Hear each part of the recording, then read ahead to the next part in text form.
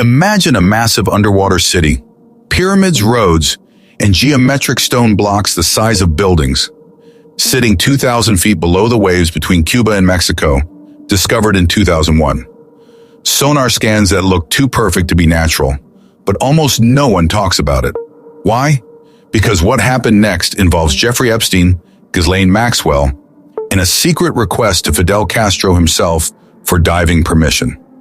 This is the story the elites tried to bury. Back in 2001, marine engineer Paulina Zalitsky and her team were hunting Spanish treasure ships off Cuba's western tip when their side-scan sonar lit up with something impossible. At 600 to 750 meters deep, that's over 2,000 feet, they found what looked like a grid of streets, massive rectangular and pyramidal structures, and symmetrical blocks spread across square miles. They called it the mega site. National Geographic teased an investigation, then went completely silent. Here's where it gets wild. The site sits right in the Yucatan Channel, the deep waters between Cuba and Mexico, exactly where Plato described Atlantis sinking. For the ocean, there was at that time navigable, for in front of the mouth, which you Greeks call, as you say, the Pillars of Heracles, there lay an island which was larger than Libya and Asia put together. And it was possible for the travelers of that time to cross from it to the other islands, and from the islands to the whole of the continent over against them, which encompasses that veritable ocean. For all that we have here, lying within the mouth which we speak of, is evidently a haven having a narrow entrance. But that yonder is a real ocean, and the land surrounding it may most rightly be called, in the fullest and truest sense, a continent. Plato, Timaeus 24:25a, translated by Benjamin Jowett. Another powerful quote on its fate. But afterwards there occurred violent earthquakes and floods, and in a single day and night of misfortune, all your warlike men in a body sank into the earth, and the island of Atlantis in like manner disappeared in the depths of the sea.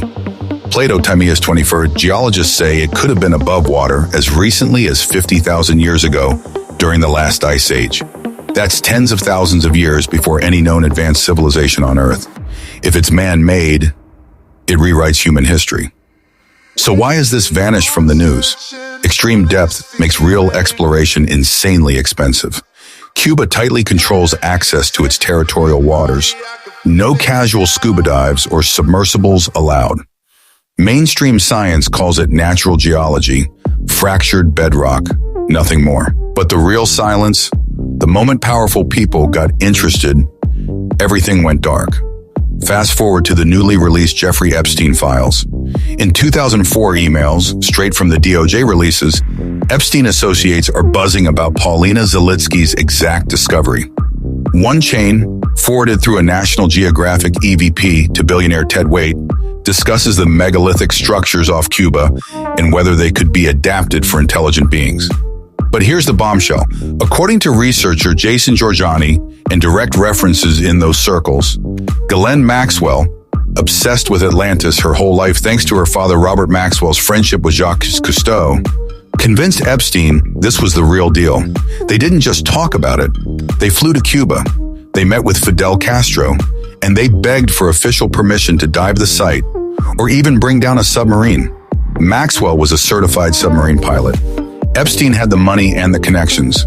The files show they were hunting more than treasure. They wanted the lost city. Think about it. A potential Atlantis right between Cuba and Mexico. Elites with submarines quietly asking a dictator for access.